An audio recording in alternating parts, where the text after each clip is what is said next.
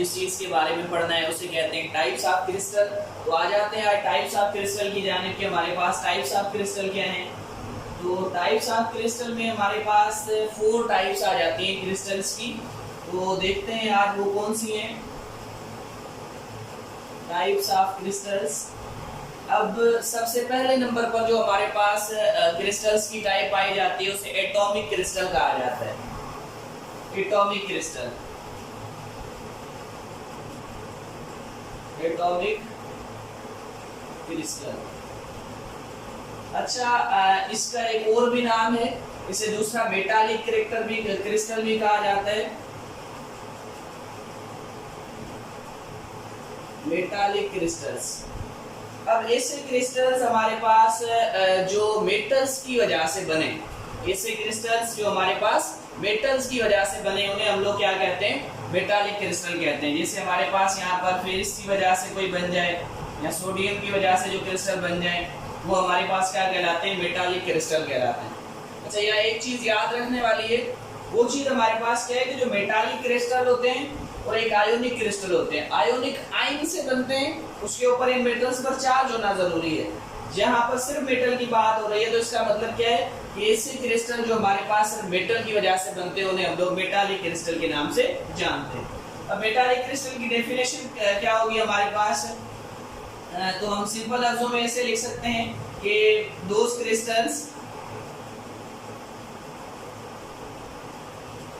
Crystals formed due to metals। ऐसे crystals जो हमारे पास मेटल्स की वजह से बनते हैं उन्हें हम लोग क्या कहते हैं, उन्हें हम लोग कहते हैं मेटालिक क्रिस्टल्स, या उन्हें हम लोग एटॉमिक क्रिस्टल भी कहते हैं। अच्छा, याद रखिएगा जो हमारे पास मेटालिक क्रिस्टल होते हैं ये एक दूसरे से क्या होते हैं, डिफरेंट होते हैं। ठीक है जी, इनकी एक मखसूस शक्ल होती है, एक मखसूस इनकी शेप होती है, इनके अंदर हमेशा मेटल एटम होते हैं। ठीक है, इस वजह से इन्हें मेटालिक क्रिस्टल्स कहा जाता है। और ये कंडक्टिव होते हैं। कंडक्टिव मतलब they are good conductors of electricity, they are conductor of electricity.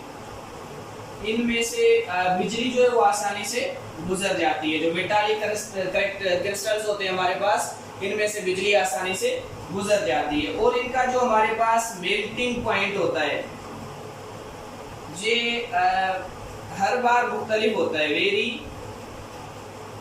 In different crystals.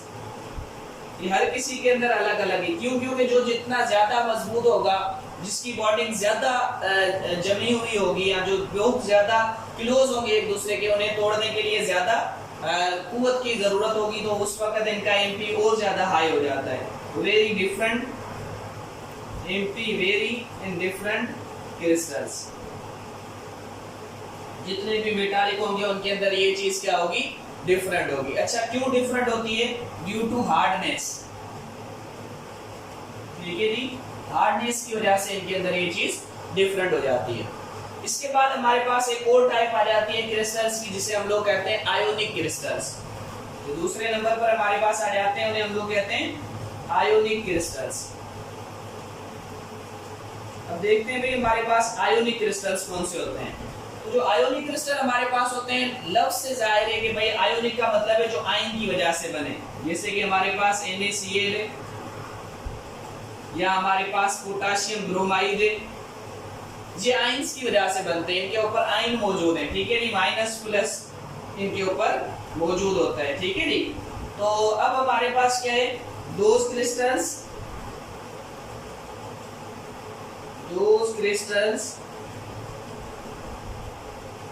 which are formed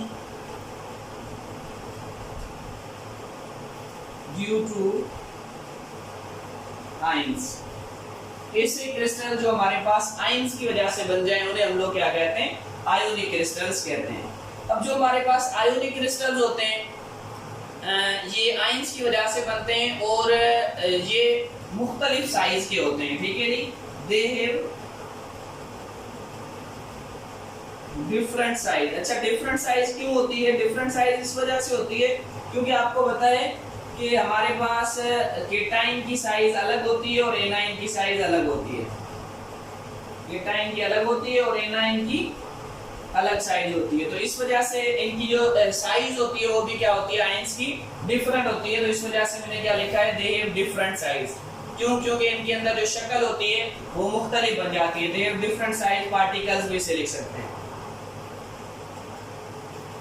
अब इसके बाद जो चीज हमारे पास आ जाती है कि भाई इनके मेल्टिंग पॉइंट कैसे होते हैं, तो they have high melting point.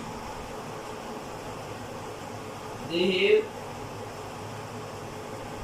High melting points.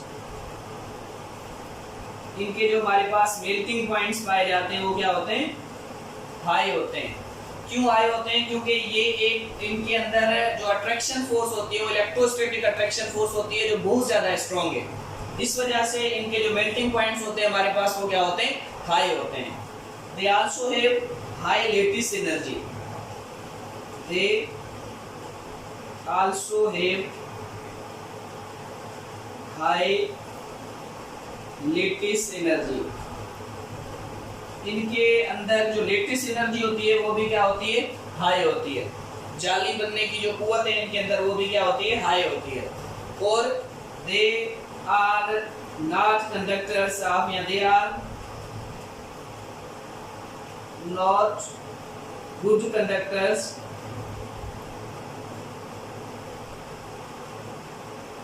Of heat and electricity. Heat and electricity, ये इसके गुड कंडक्टर नहीं होते। इनमें से भी जो बिजली हमारे पास है वो आसानी से गुजरती नहीं है। तो ये हमारे पास दो टाइप्स हैं, एक एटॉमिक क्रिस्टल और एक आयोनिक क्रिस्टल। इसके बाद जो हमारे पास आ जाता है वो क्या है, वो है कोवेलेंट क्रिस्टल। तो आ जाते हैं कोवेलेंट क्रिस्टल्स हमारे पास क्या होते हैं।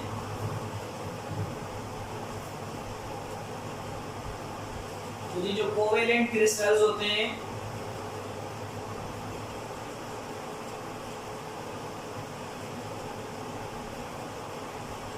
इसे कहा जाता है, तो those crystals which are formed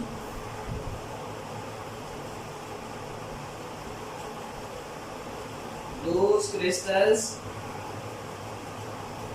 which are formed, ऐसे क्रिस्टल्स जो बन जाते हैं कैसे, ड्यू टू कोवेलेंट बॉन्ड।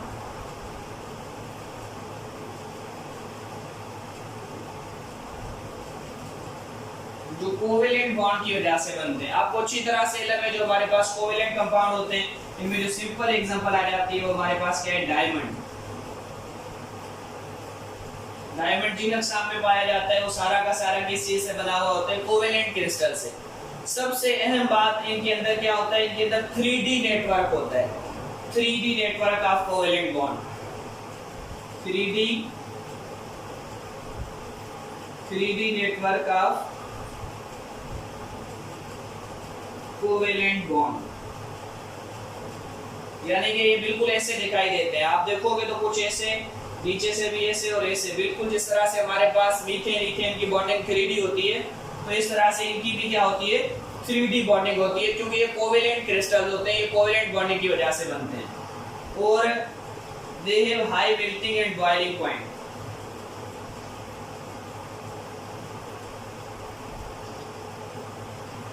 बहुत ज्यादा हाई होता है इनका, ये बहुत ज्यादा हार्ड होते हैं।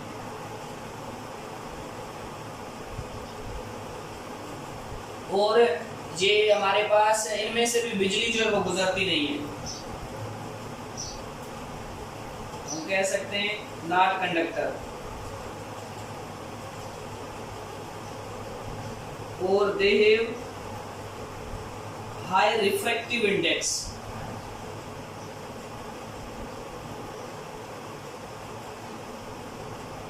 रिफ्रैक्टिव इंडेक्स, एक होती है रिफ्लेक्शन, एक होती है रिफ्रैक्शन, ठीक है। नहीं तो यहाँ पर क्या है, रिफ्रैक्शन है। तो रिफ्रैक्टिव इंडेक्स इनके अंदर क्या होता है, बहुत ज्यादा हाई होता है। जैसे कि हम क्या करेंगे, अगर एक गिलास में, तो इसके अंदर जब हम पेन को रखेंगे तो क्या होगा, आपको ये पेन ऐसे सीधी दिखाई नहीं देगी, बल्कि ये पेन ऐसे मुड़ी हुई दिखाई देगी। तो ये जो मुड़ी हुई दिखाई दे रही है, क्यों मुड़ी हुई दिखाई दे रही है? वजह ये है कि ये पेन ऐसे इस वजह से दिखाई दे रही है कि इसका रिफ्रैक्टिव इंडेक्स है। तो इन चीजों का क्या होता है, हमारे पास रिफ्रैक्टिव इंडेक्स जो होता है वो बहुत ज्यादा हाई होता है। ठीक है जी। इसके बाद आखिरी टाइप हमारे पास आ जाती है क्रिस्टल्स की, जिसे हम कहते हैं molecular crystals.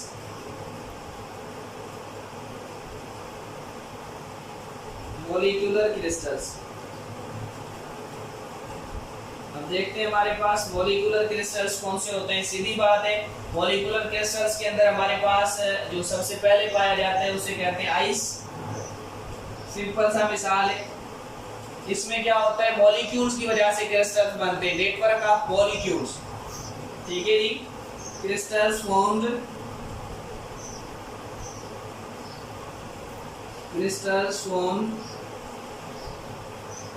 Bye network of molecules. Molecules के नेटवर्क की वजह से जो क्रिस्टल्स बनते हैं उन्हें क्या कहते हैं, मॉलिक्यूलर क्रिस्टल्स कहते हैं। अच्छा, इनके अंदर हमारे पास क्या होती है, वीक वंडर वाल फोर्सेज होती हैं। वीक वंडर वाल फोर्सेज, इनके अंदर वीक वंडर वाल फोर्सेज पाई जाती हैं। इनमें लो मेल्टिंग पॉइंट होता है,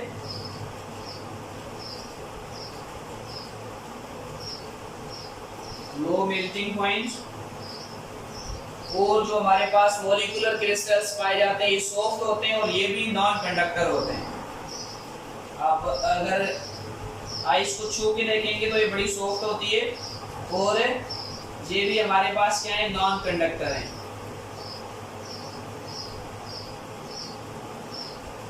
अब यहाँ पर सवाल आपसे क्या पूछा जा सकता है, बिल्कुल सिंपल से सवाल है।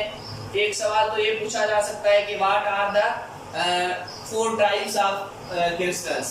ठीक है जी, what are the 4 types of crystals.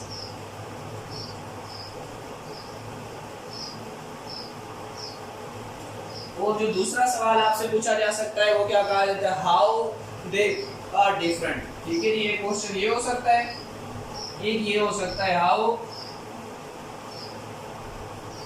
They are different, ये डिफरेंट कैसे एक दूसरे से। ठीक है जी, ये 2 सवाल हैं जो इन 4 टाइप्स ऑफ क्रिस्टल में से आपसे पूछे जा सकते हैं। तो ये सिंपल से थे हमारे पास 4 types of crystals, atomic crystals जिसे मेटालिक क्रिस्टल भी कहा जाता है, आयोनिक क्रिस्टल्स और इसके साथ कोवेलेंट एंड मॉलिक्यूलर क्रिस्टल्स।